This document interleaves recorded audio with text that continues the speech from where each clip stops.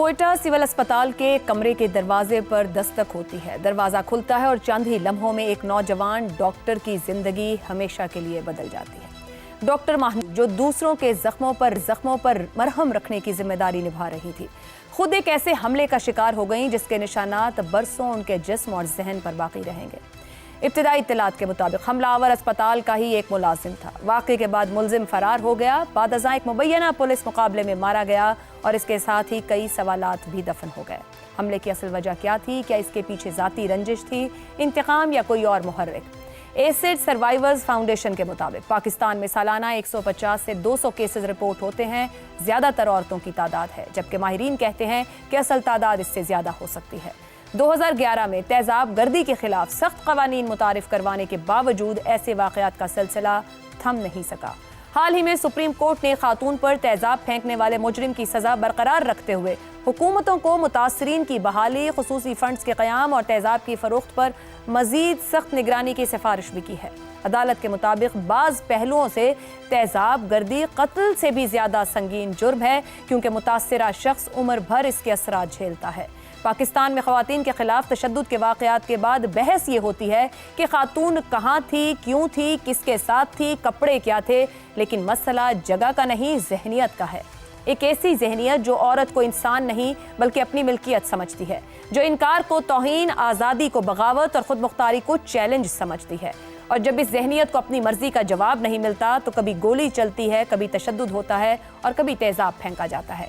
کیا کسی بھی عورت کو یہ فکر ہونی چاہیے کہ کسی کی انا یا ضد اس کے مستقبل کو بگاڑنے کی وجہ بن سکتی ہے؟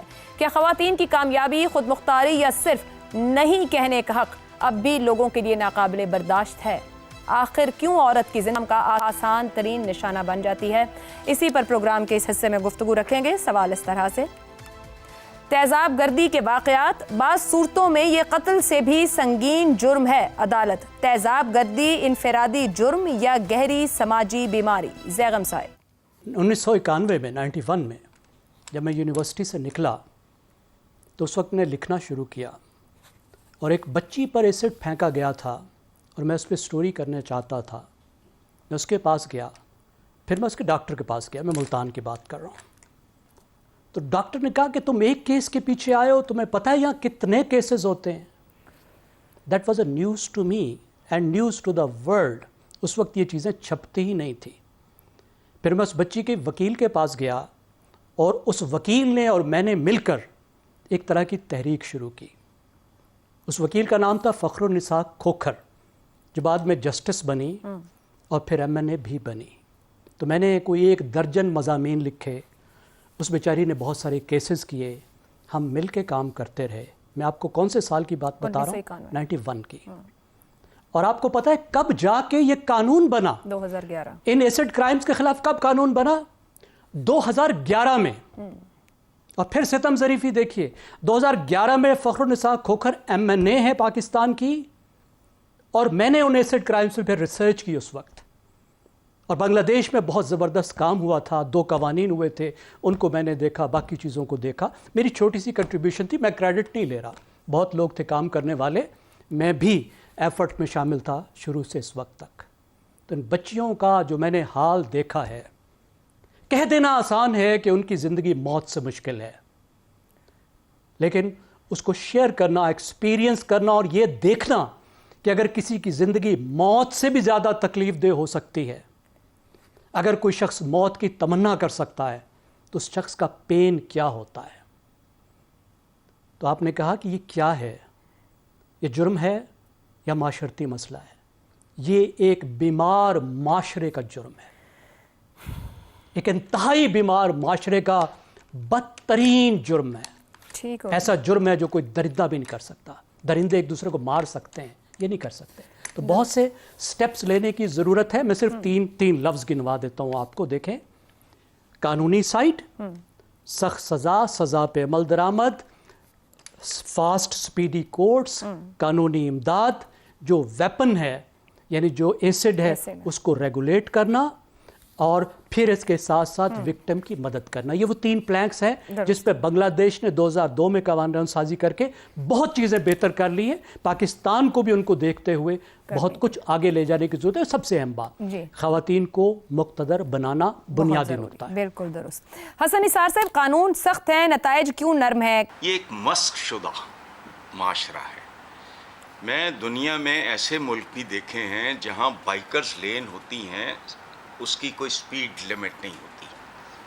تو جب پہلی بار پتہ نہیں 18-19 سال پہلے مجھے سمبڈی بریف، میں نے کہا یہ پاگل پن ہے. اس نے کہا نہیں، پاگل پن نہیں ہے، یہ ہے ہی اس لیے کہ اگر اس پہ بندے کا ایکسیڈنٹ ہو وہ بچے نہ. چونکہ کچھ ملکوں میں یہ پرابلم ہوتا تھا کہ جو بہت ہیوی بائک چلاتے تھے اور بڑا پاگلوں کی طرح، وہ پھر ساری زندگی معذوری میں گزارتے تھے. سوچنے والے لوگ ہیں. یہاں تو گمے ماجے حکمران ہیں آپ کے. اچھا، میرا ایک کالا کال ہے اور وہ بہت وائرل کہ اس نظام کو تیزاب سے غسل دینا چاہیے. پیپل کوٹ اٹ وداؤٹ، بہرحال وہ میرا ایشو نہیں ہے. لوگوں نے ایک دوسرے کو تیزاب سے نہلانا شروع کیا ہوا ہے. یہ انفرادی جرم بھی ہے، بدحالی بھی ہے، جہالت اور سماجی بیماری کا ایک خوفناک بلینڈ ہے. موجودہ آدم خور غیر منصفانہ نظام میں تو دیانت اور اہلیت بھی کوئی مثبت نتائج نہیں دے سکتی. تو یہاں سے یہ دونوں چیزیں غائب. ٹھیک ہو گیا جی، ایک بریک یہ انٹر ریلیٹڈ ہیں. جی صحیح، درست ہو گیا حسن صاحب. عامر احمد خان صاحب، اسی واقعے کا ایک اور زاویہ بھی ہے، سوال کا جواب دیجیے گا. جو ملزم تھا وہ مبینہ پولیس مقابلے میں مارا جاتا ہے، انصاف ہے، انصاف کے عمل سے فرار ہے، یا عدالتی عمل کو فوری انجام میں بدلا جا رہا ہے اس پوری صورتحال کے اندر کہ سچ کو چھپا دیا گیا؟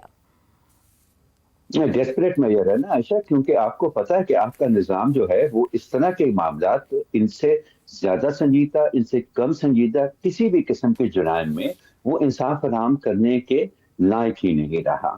اور یہ حل اس لیے نہیں ہے عائشہ کیونکہ اس سے اگر آپ نے ایک مجرم کو ختم کر دیا اس معاشرے میں سے، تو کیا اس سے وہ سوچ بھی ختم ہو گئی ہے جو اس طرح کے جرائم کو جنم دیتی ہے؟ اور ظاہر ہے کہ وہ تو نہیں ختم ہوتی ہے. دیکھیں، میری اس کے بارے میں ایک تھیوری ہے عائشہ. یہ پاکستان کے اندر جو اس طرح کا بیہیویئر ہے نا، ہمیں کہا جاتا ہے، ہماری ڈیموگرافی کے بارے میں کہا جاتا ہے کہ 70% پاکستانی جو ہیں وہ 30 سال سے کم عمر کے ہیں. اب ان 30 سالوں کا مطلب کیا ہے؟ ہم نے افغانستان 80 کی دہائی میں افغانستان سے شروع ہو کے 90 کی دہائی میں کشمیر، اور پھر اس کے بعد یہ صدی شروع ہوئی تو وار آن ٹیرر، اس کے بعد انڈیا، اور اب پھر افغانستان. یہ 70% پاکستانی جو ہیں انہوں نے کبھی امن کا ماحول دیکھا ہی نہیں ہے. ان کو یہ پتہ ہی نہیں ہے ذہنی طور پر کہ ایک پرامن معاشرہ جو چین اور سکون کی زندگی بسر کرتا ہے وہ معاشرہ ہوتا کیسے ہے. اس لیے، اور اس کا ایک چیز ہمیں یہ نظر آتی ہے کہ ہم اختلافات کو، ہمارے ملک میں دشمن کی اتنی بات ہوتی ہے. اچھا، میں بہت دنیا میں پھیرا ہوں اور بہت لوگوں پہ جگہ پہ میری دوستیاں جا رہی ہیں. میں نے کسی اور ملک میں دشمنوں کی اتنی زیادہ ذکر نہیں سنا جتنا کہ میں پاکستان میں سنتا ہوں. اور مجھے لگتا ہے کہ پاکستان میں اختلافات، چاہے وہ سیاسی ہوں، چاہے وہ ذاتی ہوں، چاہے وہ جذباتی ہوں، وہ ان اختلافات کو دشمنی سمجھ لیا جاتا ہے. تو یہ ایک معاشرتی سطح کی ایک ذہنی بیماری میں بدل چکی ہے یہ سوچ. اور جب تک آپ اس کے بارے میں کچھ نہیں کرتے نا، تو یہ اکا دکا واقعات میں آپ مجرم کو مار دیں یا ہم اس کے اوپر میڈیا میں بیٹھ کے لمبے لمبے تبصرے کر لیں، میرا نہیں خیال کہ اس سے کوئی تبدیلی آنے والی ہے. انفارچونیٹلی یہ پورے پاکستانی معاشرے کی ایک بنیادی پرابلم بن چکی ہے جس کو ایڈریس کرنے کا مجھے تو کوئی نام و نشان بھی نہیں نظر آ رہا کسی قسم کی کوشش. درست ہو گیا. شہزاد چودھری صاحب، یہ واقعہ اور پھر جس طرح ملزم کو انکاؤنٹر اس کا ہو جانا یا وہ اس کا مارے جانا، یہ اجتماعی ذمہ داری سے فرار کہلائے گا پوری صورتحال؟ اور کیا اس کو اس کا صرف انفرادی جرم کہہ کر آگے بڑھ جانا چاہیے کہ قانون راستہ لے گا، یا اس پہ زیادہ ڈیپ تھنکنگ کی ضرورت ہے؟ نہیں، میرا خیال ہے بہت زیادہ ڈیپ تھنکنگ کی ضرورت ہے.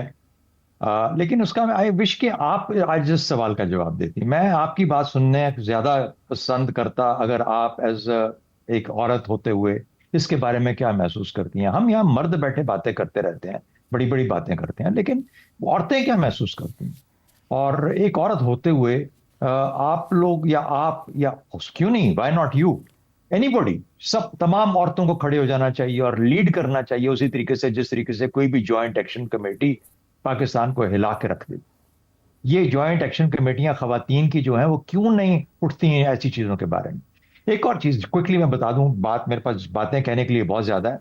ये जो फैसला सुप्रीम कोर्ट का जो आप कोर्ट कर रही हैं 2019 का केस है, जो कि अभी 2026 में जिसके ऊपर सुप्रीम कोर्ट का रिमार्क आया है। ये सबसे बड़ी वजह है कि नूर मुकद्दम का जो केस था वो एग्जैक्टली यही केस था। मेरी मलकियत, मेरा सब कुछ, मैं चाहे तो गला काट दूं। अगर उस गला काटने वाले को अगले दिन लटकाया होता तो ये ना होता। या किसी फायरिंग स्क्वाड के आगे डाला होता तो मैं देखता कि यहां पे इस किस्म के जुर्म जराइम कैसे होते हैं। आपने पूछा ये बीमारी है या जुर्म है? इससे बड़ा जुर्म हर खातून के खिलाफ कोई भी किसी किस्म का जुर्म हो उसको अव्वलीन लेवल का जुर्म ट्रीट करते हुए उसके ऊपर तेजी से तेजी जो भी फैसला होता है उसके ऊपर फैसला सुनाना चाहिए। आप ये करके देखें मुआशरे सुधरते कैसे हैं। कहीं ना कहीं पे कुछ सरफिरों को ये फैसला करना पड़ेगा। वो कहते हैं तेजाब में धुला दो इस माशरे को। जावेद इकबाल तेजाब में धुला दिया करता था लोग अपने विक्टिम्स को। लाहौर के अंदर जो मसला होता था बच्चों के साथ या जिस तरीके, तो कहने का मतलब है कि ये इस मुआशरे का हिस्सा है। इसको ना खुदारा किसी प्रोसेस में डालें। ये प्रोसेस वाला काम नहीं है। ये बिल्कुल ऐसा ही काम है जिस किस्म का जुर्म होता है उसी किस्म की सजा होनी चाहिए। मेरा ख्याल है हमें अपने तरीकों को बदलना पड़ेगा। कोई ना कोई उठे इस काम के बारे में। आप लोग शोर मचाएं, बच्चियां शोर मचाएं और खवातीन शोर मचाएं ताकि ये जुल्म जो उनके साथ है वो मलकियत से आगे बढ़ के इंसान बन सकें, उनको इंसान समझा जाए। मैं खातून तो नहीं हूं लेकिन मैं बहुत सारा अपने बच्चियों का बाप तो हूं। मैं उस तरीके से सोच सकता हूं और ये जुल्म है इस माशरे के अंदर, हमें इसको रोकना है। इसलिए प्लीज आप उठिए, आप ये लीड कीजिए, वरना ये इसी तरीके से हम बातें करते रहेंगे। कहां से शुरू की थी आयशा, किस साल में हम लोगों ने ये बातें शुरू की? दुरुस्त यही बातें बार बार दोहरा के हम यहाँ पे आ गए। बिल्कुल दुरुस्त। और इंतहाई बीमार मुआशरे का ये एक बदतरीन जुर्म है। कानून का तेज तरीन अमल इस पर जरूरी है। सजाएं देना और उस अमल का तेजी से अपने अंजाम तक पहुंचना और लोगों को इबरत बनाना इंतहाई अहम है।